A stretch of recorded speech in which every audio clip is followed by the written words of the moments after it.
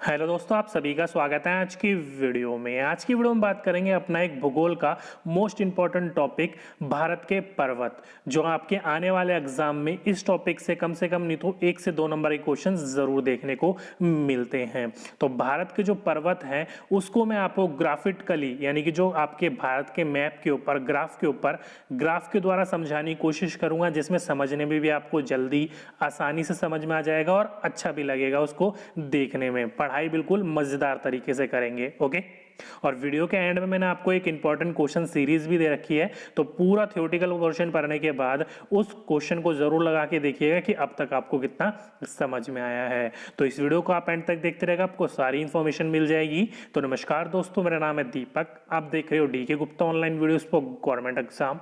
चलिए शुरू करते हैं। तो चलिए आज का अपना टॉपिक लिख लीजिए, भारत देश के पर्वत। अब यहाँ पर कई बच्चे सोच रहे होंगे कि जो पर्वत है इसका निर्माण होता कैसे है। तो ध्यान रखिएगा कि जमीन के अंदर जो मैग्मा होता है ना, वो 5000 मीटर या इससे ऊपर जमता है, तब पर्वतों का निर्माण होता है। और अगर आपसे पूछा जाए कि पर्वत कितने प्रकार के होते हैं, तो पर्वत के 4 प्रकार होते हैं, लेकिन यह आपका एक अलग टॉपिक है, तो हम इसको एक अलग टॉपिक में पढ़ेंगे। भारत के पर्वत के जो प्रकार हैं उनको मैं एक सेपरेट वीडियो में करवाऊंगा, वहां पर अच्छे से समझाने की कोशिश मैं आपको करूंगा। ओके, और भारत की बात करी जाए ना, तो भारत का जो सबसे नवीनतम पर्वत का जो निर्माण हुआ था वो हिमालय पर्वत है, जो कि भारत के कहाँ स्थित है, उत्तर में हिमालय पर्वत स्थित है। जैसे कि आप मैप में देख रहे हो, ये जो पूरा भाग जो उत्तर का है ना, ये पूरे के पूरे उत्तर भाग में आपके हिमालय बसा हुआ है। जैसे कि आप देख रहे हो, ये पूरी के पूरे आपकी क्या है, हिमालय श्रेणी है। और इसी को ही समझने के लिए हिमालय पर्वत को 4 अलग श्रेणियों में बांटा गया है, आपका उत्तर से दक्षिण की ओर। ध्यान से सुनिएगा, आपको हिमालय को समझने के लिए उसको वैज्ञानिकों ने उत्तर से दक्षिण की ओर 4 भागों में बांटा गया है, और उसी के साथ साथ में पश्चिम से पूर्व की ओर समझने के लिए भी हिमालय को 4 भागों में बांटा गया है। दोनों तरफ से मैं आपको समझाने की कोशिश करूंगा, कहीं से भी आपका क्वेश्चन पुट अप होगा ना, वो आपका मिस नहीं होगा। पहले हम बात कर लेते हैं कि उत्तर से दक्षिण की ओर 4 भागों में किस किस में बांटा गया है। अगर हिमालय के 4 भागों में से उत्तर से दक्षिण की ओर में जो पहला भाग आपका आता है, वो आपका ये वाला भाग है, जो वो पहला भाग कहलाता है, जिसको ट्रांस हिमालय के नाम से जाना जाता है। ओके, और साथ ही साथ में ध्यान रखिएगा, ये जो ट्रांस हिमालय है, इसी के में आपका भारत की जो सबसे ऊंचा दर्रा है ना, काराकोरम दर्रा, इसी हिमालय में ही आपका स्थित है, जम्मू एंड कश्मीर में। ओके, और यहीं पर ही इसी ट्रांस हिमालय में ही जो कि आपका काराकोरम दर्रा है, इसी में ही आपकी जो है वो सबसे ऊंची चोटी, ध्यान रखिएगा, भारत की सबसे ऊंची चोटी स्थित है आपकी, जो कि कौन सा है, जिसको आप K2 गार्डविन ऑस्टिन के नाम से भी जाना जाता है। तो अगर आपसे पूछा जाए कि भारत की सबसे ऊंची चोटी कौन सी है, तो ध्यान रखिएगा K2 गार्डविन ऑस्टिन जो है वो भारत की सबसे ऊंची चोटी है, और विश्व की दूसरे नंबर की सबसे ऊंची चोटी है, जिसकी हाइट पूछी जाए तो 8611 मीटर इसकी हाइट है, मतलब 8611 मीटर जो है वो ऊंचा है ये। ओके, और दूसरे भाग की बात करी जाए तो दूसरे भाग को या तो वृहत हिमालय या फिर महान हिमालय के नाम से जाना जाता है। और साथ ही में ही जो विश्व के सर्वोच्च शिखर जो है ना, वो इसी श्रेणी पर आपके स्थित है। जैसे कि आपने देखा नेपाल में, जो कि हमारा विश्व का सबसे ऊंचा पर्वत है, वो आपका नेपाल में पाया जाता है, इसी श्रेणी में, जो कि कौन सा है, माउंट एवरेस्ट, जिसको नेपाल में किस नाम से जाना जाता है, सागरमाथा के नाम से जाना जाता है, जिसकी ऊंचाई कितनी है, तो 8848 मीटर, या फिर कई बार इसको 8850 मीटर के नाम से भी आपको देखने को मिल जाएगा। ओके, तो दोनों में से आपको जो भी देखने को मिले, तो ध्यान रखिएगा, आपका माउंट एवरेस्ट की चोटी जो है आपकी सर्वोच्च चोटी है विश्व के अंदर। ओके, और साथ ही साथ में भारत का जो सबसे ऊंची चोटी है हिमालय की, क्वेश्चन को ध्यान से पढ़िएगा, भारत की सबसे ऊंची चोटी K2 है, लेकिन आपसे पूछा जाए कि भारत की सबसे ऊंची चोटी हिमालय की कौन सी है, तो ध्यान रखिएगा कंचनजंगा है, जो कि आपकी इसी श्रेणी पर पाई जाती है, जो कि कहां पर है, सिक्किम में है, जिसकी ऊंचाई कितनी है, तो 8598 8598 मीटर उसकी ऊंचाई है। ओके, और तीसरे भाग की बात करी जाए जिसको मध्य हिमालय के नाम से जाना जाता है, जो कि महान हिमालय के दक्षिण में स्थित है। और ये भारत के जितने भी आपके टूरिस्ट अट्रैक्शन है, यानी कि टूरिस्ट या आपके जो पर्यटन स्थल है, वो सबसे ज़्यादा इसी श्रेणी के अंदर पाए जाते हैं, जैसे कि बद्रीनाथ, केदारनाथ, यमुनोत्री, गंगोत्री, नंगा पर्वत, नंदा देवी, धौलगिरी, ये सारे के सारे जो पर्वत हैं वो इसी श्रेणी के अंदर पाए जाते हैं। और इस श्रेणी की जो सबसे ऊंची चोटी है वो आपकी धौलगिरी चोटी है। ओके, तो ये क्वेश्चन पूछा जाए तो ध्यान रखिएगा इस पॉइंट को। और चौथे श्रेणी की बात करी जाए तो उसको कहा जाता है शिवालिक या फिर उप हिमालय। अधिकतर आपको शिवालिक ही देखने को मिलेगा, ध्यान रखिएगा। और यहाँ से आपका एक बहुत इंपॉर्टेंट क्वेश्चन पूछा जाता है, क्यों पूछा जाता है वो भी मैं आपको बताऊंगा। ये जो आपका हिमालय का जो भाग है ना, वो सबसे दक्षिण श्रेणी में आता है। ओके, और इसका जो निर्माण हुआ था वो सबसे बाद में हुआ था, इसलिए जो इसकी ऊंचाई है ना वो सबसे कम है। इसी ऊंचाई की कम होने की वजह से इस वाले भाग को क्या कहा जाता है, पद प्रदेश, जिसे फुट हिल रीजन भी कहा जाता है। ओके, और मध्य हिमालय और शिवालिक के बीच की जो घाटी होती है ना, उसको पश्चिम में दून और पूर्व में द्वार कहते हैं। फॉर एग्जाम्पल के रूप में जैसे कि आपका हरिद्वार या फिर देहरादून। तो कई बार आपसे क्वेश्चन पूछ लिया जाता है कि ये कहाँ स्थित है, तो ध्यान रखिएगा ये शिवालिक में स्थित है। ओके, तो ये तो भाग हो गए आपके ऊपर से लेकर नीचे की ओर, मतलब उत्तर से दक्षिण की ओर हिमालय को कितने भागों में बांटा गया है उसके बारे में। चलिए अब बात कर लेते हैं हिमालय को पश्चिम से पूर्व को कितने भागों में बांटा गया है और किस किस नाम से जाना जाता है। और हिमालय को जैसे उत्तर से दक्षिण की ओर 4 भागों में बांटा गया है, उसी प्रकार से हिमालय को पश्चिम से पूर्व की भी 4 भागों में बांटा गया है। कौन कौन सा? तो पहला आ जाता है आपका पंजाब हिमालय, दूसरा आ जाता है कुमायूं हिमालय, तीसरा आता है नेपाल हिमालय और चौथा आता है आपका आसाम हिमालय।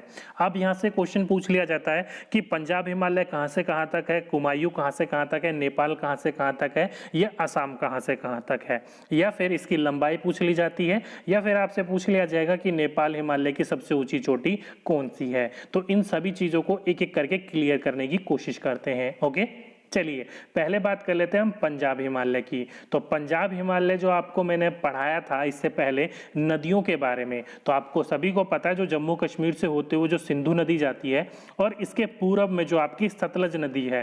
तो ध्यान रखिएगा सिंधु नदी से लेकर जो सतलज नदी का जो भाग होता है उसको क्या कहा जाता है, पंजाब हिमालय कहा जाता है, जिसकी कुल लंबाई जो है वो 560 किलोमीटर है। ओके, और यहीं से अगर आपसे पूछा जाए कि पंजाब हिमालय की सबसे ऊंची चोटी कौन सी है, तो देखने से आपको पता लग जाता है पंजाब हिमालय की सबसे ऊंची चोटी कौन सी है, वो K2 ही है, मतलब गाडविन ऑस्टिन, जिसकी ऊंचाई मैंने आपको कितनी बताई थी, 8611 मीटर जो थी वो इसकी ऊंचाई थी। ओके, तो ध्यान रखिएगा पंजाब हिमालय की सबसे ऊंची चोटी K2 गाडविन ऑस्टिन ही है। ओके, और दूसरा है आपका कुमायूं हिमालय।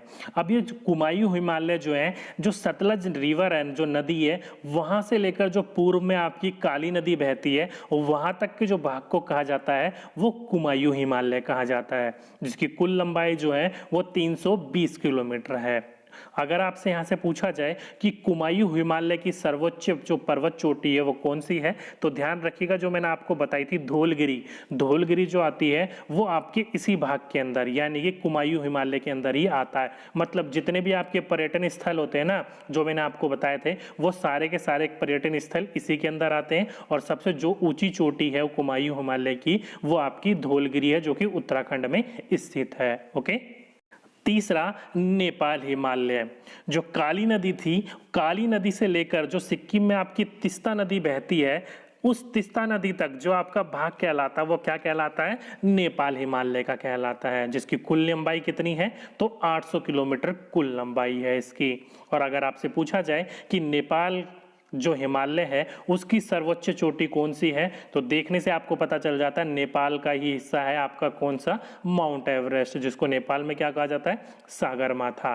तो अगर आपसे पूछा जाए कि नेपाल हिमालय की सबसे ऊंची चोटी कौन सी है, तो ध्यान रखिएगा माउंट एवरेस्ट ही है। ओके, और चौथा आसाम हिमालय। जो ये आसाम हिमालय है, जहां आपका नेपाल हिमालय खत्म हुआ था तीस्ता नदी के पास, तो तीस्ता नदी से लेकर जो अरुणाचल प्रदेश में दिहांग नदी बहती है, जो कि ब्रह्मपुत्र नदी भी है आपकी, वहां तक जो आपका भाग कहलाता है वो आसाम हिमालय का भाग कहलाता है, जिसकी कुल लंबाई कितनी है, 720 किलोमीटर है।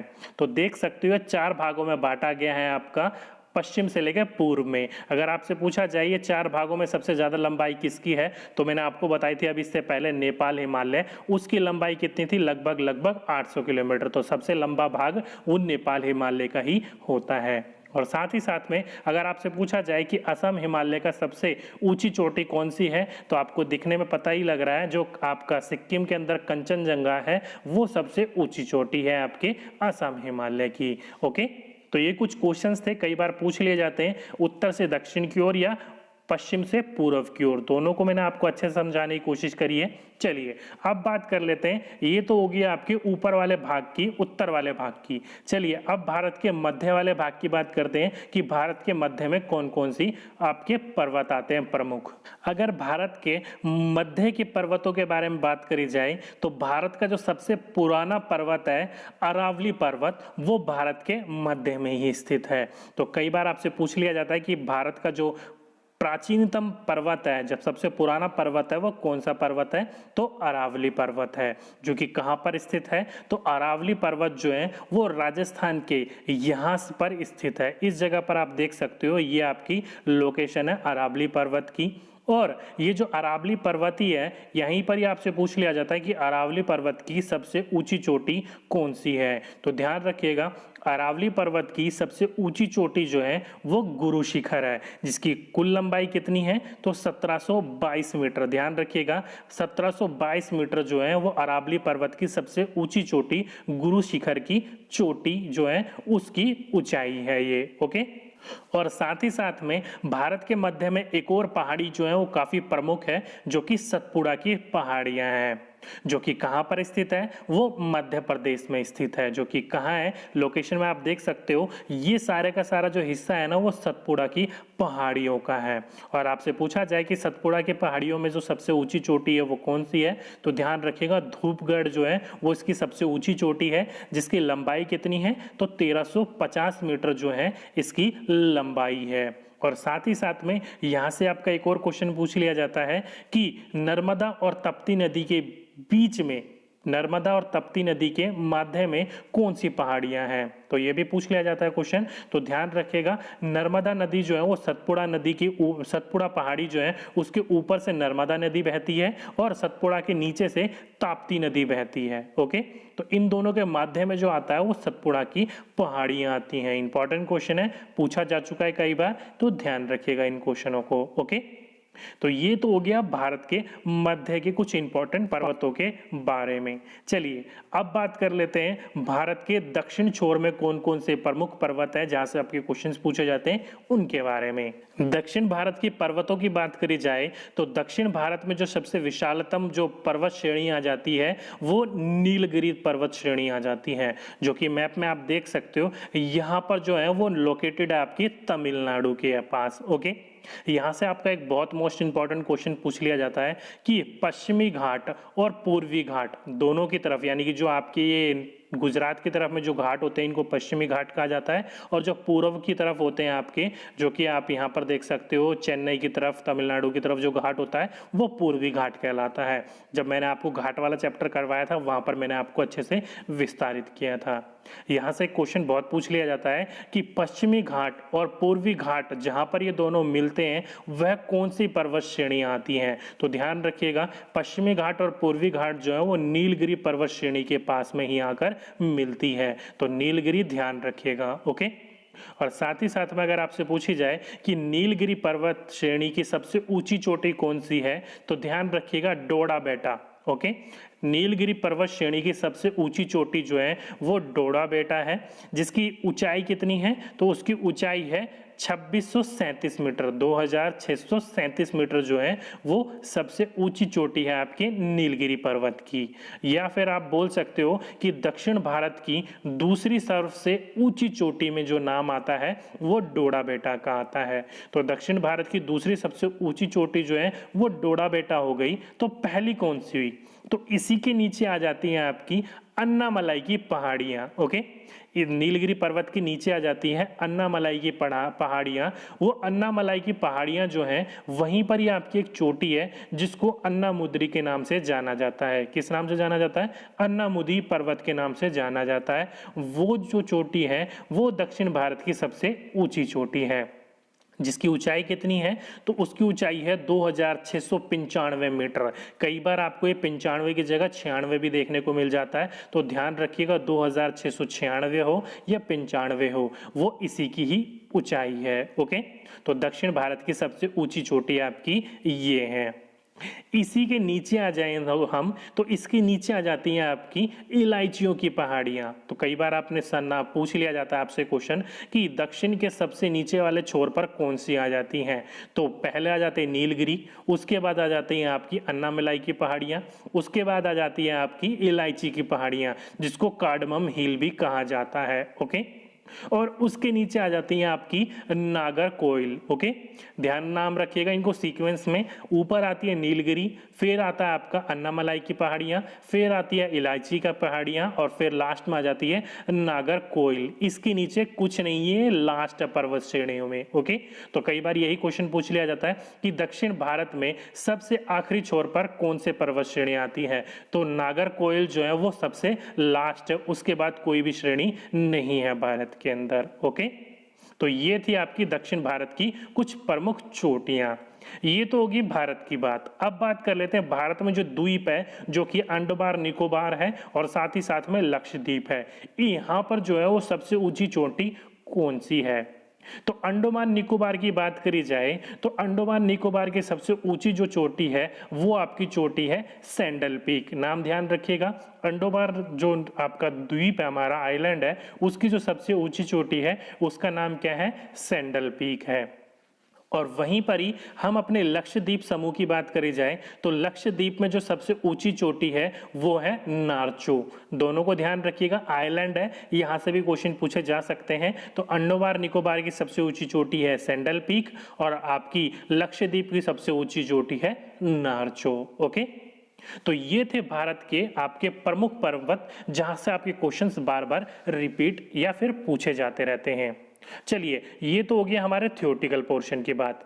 अब यहां से क्वेश्चंस किस प्रकार के होते हैं, इन क्वेश्चंस को लगा के देखिएगा जो मैंने आपको दे रखे हैं कि अब तक आपको ये थ्योरेटिकल पोर्शन कितना समझ में आया है। ओके, तो आज का पहला प्रश्न है आपका कि हिमालय पर्वत श्रेणी की निम्न में से किस राज्य का हिस्सा नहीं है। तो हिमालय पर्वत जो श्रेणी जो मैंने आपको बोली थी पश्चिम से लेकर पूर्व की तरफ निकलती है, इनमें से किस राज्य का हिस्सा नहीं है, उत्तर प्रदेश, सिक्किम, हिमाचल प्रदेश या आसाम का। तो ऑप्शन नंबर फर्स्ट देखते ही लगा लेना चाहिए था, क्योंकि उत्तर प्रदेश, देखिए उत्तर प्रदेश और जो उत्तराखंड है दोनों पहले कभी एक हुआ करते थे, लेकिन उत्तराखंड अब अलग हो गया है, उत्तर प्रदेश अलग हो गया है। तो हिमालय पर्वत श्रेणी की जो श्रृंखला है, जो श्रेणी है, वो उत्तर प्रदेश के राज्य का हिस्सा नहीं है। तो ऑप्शन नंबर फर्स्ट इसका बिल्कुल सही आंसर था। नेक्स्ट क्वेश्चन, भारत की कौन सी पर्वत श्रेणी नवीनतम श्रेणी है। तो मैंने आपको बताया था जो आपकी हिमालय पर्वत श्रेणी जो है वो सबसे नवीनतम पर्वत श्रेणियों में आती है। तो ऑप्शन नंबर थर्ड इसका बिल्कुल सही आंसर होगा, हिमालय। नेक्स्ट क्वेश्चन, हिमालय का पद प्रदेश, ध्यान रखिएगा जिसे इंग्लिश में फुट हिल रीजन, पद प्रदेश आपसे पूछा जाए कि निम्न में से किस स्थान से जाना जाता है, तो जो आपके हिमालय को उत्तर से लेकर आपका दक्षिण की तरफ 4 भागों में बांटा गया था, जिसका सबसे लास्ट वाला भाग जो शिवालिक कहलाता है, उसी वाले भाग को पद प्रदेश या जिसे आप फुट हिल रीजन भी कहते हो, जिसकी ऊंचाई क्या है, सबसे कम है, इसलिए उसको फुट हिल रीजन, पद प्रदेश भी कहा जाता है। तो ऑप्शन नंबर 4 इसका बिल्कुल सही आंसर था। नेक्स्ट क्वेश्चन, भारत का सबसे ऊंची पर्वत चोटी कौन सी है? तो भारत की पूछी गई है, तो कौन सी है? K2 गार्डविन ऑस्टिन जो है वो भारत की सबसे ऊंची चोटी है। तो ऑप्शन नंबर फर्स्ट इसका बिल्कुल सही आंसर है। और अगर आपसे पूछा जाए कि विश्व की, तो ध्यान रखिएगा माउंट एवरेस्ट है विश्व की सबसे ऊंची चोटी, और फिर गार्डविन ऑस्टिन है, यानी कि विश्व की सबसे पहली ऊंची चोटी है माउंट एवरेस्ट और दूसरी है Godwin Austen. Okay, next question, Nanda Devi स्थित है, तो नंदा देवी पर्वत जो है वो कहाँ स्थित है? तो वो उत्तराखंड में स्थित है। तो ऑप्शन नंबर सेकंड इसका बिल्कुल सही आंसर था। नेक्स्ट क्वेश्चन, माउंट एवरेस्ट को नेपाल में किस नाम से जाना जाता है? तो मैंने आपको बोला था माउंट एवरेस्ट विश्व की सबसे ऊंची चोटी है, जिसको नेपाल में किस नाम से जाना जाता है? सागर माथा के नाम से जाना जाता है। तो ऑप्शन नंबर सेकंड इसका बिल्कुल सही आंसर होगा। ओके, नेक्स्ट क्वेश्चन, निम्न में से कौन सी भारत की सबसे प्राचीन पर्वत श्रेणी है? तो दो क्वेश्चन यहाँ से पूछ लिए जाएंगे आपसे। सबसे नवीनतम तो हमारी हिमालय हम सभी को पता लग गया, और सबसे प्राचीन पर्वत श्रेणी मैंने आपको कौन सी बताई थी? तो जो आपकी राजस्थान की तरफ आपकी थी वो कौन सी थी? तो अरावली पर्वत। तो अरावली पर्वत जो है वो सबसे प्राचीन यानी कि पुरानी पर्वत श्रृंखला है आपकी। और आपसे पूछा जाए कि ये कहाँ पर स्थित है, तो ध्यान रखिएगा राजस्थान में इसका ज्यादातर भाग स्थित है। ओके, नेक्स्ट क्वेश्चन, अरावली पर्वत का सर्वोच्च शिखर कौन सा है? तो सर्वोच्च शिखर मैंने कौन सा बताया था आपको? तो वो था गुरु शिखर। तो ऑप्शन नंबर थर्ड इसका बिल्कुल सही आंसर था। नेक्स्ट क्वेश्चन, दक्षिण भारत की सबसे ऊंची चोटी है, तो अब दक्षिण भारत की पूछी गई है, तो सीरियल वाइज मैंने आपको बताया था कि कौन सी चोटी किस तरफ आती है और सबसे एंड वाला भाग कौन सा होता है। तो दक्षिण भारत की सबसे ऊंची चोटी का नाम आए तो वो कौन सा है? अन्नीमलाई के पहाड़ियों में कौन सी थी? अन्नामुद्रई, जो थी आपकी दक्षिण भारत की सबसे ऊंची चोटी। तो ऑप्शन नंबर थर्ड इसका बिल्कुल सही आंसर है, अन्नामुदी। ओके, ये आपकी दक्षिण भारत की सबसे ऊंची चोटी है। नेक्स्ट क्वेश्चन, पश्चिम घाट और पूर्वी घाट को किस पर्वत श्रेणी पर मिलते हैं? तो पश्चिमी घाट और पूर्वी घाट जो दोनों तरफ से आते थे वो कौन सी पर्वत श्रृंखला श्रेणियों पर मिलते थे? तो वो नीलगिरी पर्वत के पास मिलते थे। तो ऑप्शन नंबर सेकंड इसका बिल्कुल सही आंसर है। नीलगिरी के बाद ही आपका क्या आता था? अन्नामलाई की पहाड़ियां आती थी। तो ऑप्शन नंबर सेकंड इसका बिल्कुल सही आंसर है। और यहीं पर ही अगर आपसे पूछा जाए कि नीलगिरी पर्वत की सबसे ऊंची चोटी कौन सी है, तो डोडा बेटा मैंने आपको बताई थी नीलगिरी पर्वत की सबसे ऊंची चोटी में आती है डोडा बेटा। ओके, नेक्स्ट क्वेश्चन, नर्मदा एवं ताप्ती नदी के मध्य स्थित है। तो आपको पढ़ाते समय मैंने बोला था कि नर्मदा और ताप्ती नदी जो है उसके बीच में आपकी सतपुड़ा की पहाड़ियां आती हैं। तो ऑप्शन नंबर सेकंड इसका बिल्कुल सही आंसर होगा आपका। सतपुड़ा की पहाड़ियां जो है वो नर्मदा और ताप्ती नदी के मध्य स्थित है, बीच में स्थित है। ओके, इसके ऊपर और नीचे से नर्मदा और ताप्ती नदी बहती है। काफी बार ये क्वेश्चन पूछा जा चुका है, तो ध्यान रखिएगा। नेक्स्ट और लास्ट क्वेश्चन आज का, कि अंडमान निकोबार द्वीप समूह की सर्वोच्च पर्वत चोटी है। तो अंडमान निकोबार की जो सबसे ऊंची पर्वत चोटी कौन सी बताई थी मैंने आपको? Sandal peak. तो ऑप्शन नंबर फर्स्ट इसका बिल्कुल सही आंसर है। और वहीं पर ही आपसे पूछा जाए कि लक्षद्वीप की सबसे ऊंची पर्वत चोटी कौन सी थी, तो नारचो सबसे ऊंची चोटी थी लक्षद्वीप की। तो दोनों क्वेश्चन यहीं पर ही देख लेना आप, अंडमान निकोबार के सैंडल पीक और आपकी जो आपके इस तरफ पड़ जाती है पश्चिम साइड जो कि लक्षद्वीप है, आइलैंड है, वो उनका कौन सा सबसे ऊंची चोटी है? तो नारचो उनकी सबसे ऊंची चोटी है। ओके, तो ये था आज का पूरे का पूरा आपका टॉपिक, जो कि आपकी भारत की प्रमुख चोटियां या फिर माउंटेन्स या फिर पर्वत आप बोल सकते हो। ओके, तो दोस्तों आज की वीडियो में बस इतना ही। अगर वीडियो अच्छी लगी हो तो नीचे जाके वीडियो को लाइक करना ना भूलिएगा और अपने दोस्तों के साथ शेयर करना ना भूलिएगा। और साथ ही साथ में अगर आपने चैनल को अब तक सब्सक्राइब नहीं कर रखा तो जल्दी से सब्सक्राइब कर लीजिए, और उसके साथ में जो बेल आइकन होगा उसको भी दबा दीजिएगा, ताकि आने वाली वीडियोस का नोटिफिकेशन आपको टाइम टू टाइम मिलती रहे। तो दोस्तों आज की वीडियो में बस इतना ही। आपसे फिर मुलाकात होगी नेक्स्ट वीडियो में। जब तक के लिए जय हिंद, जय भारत।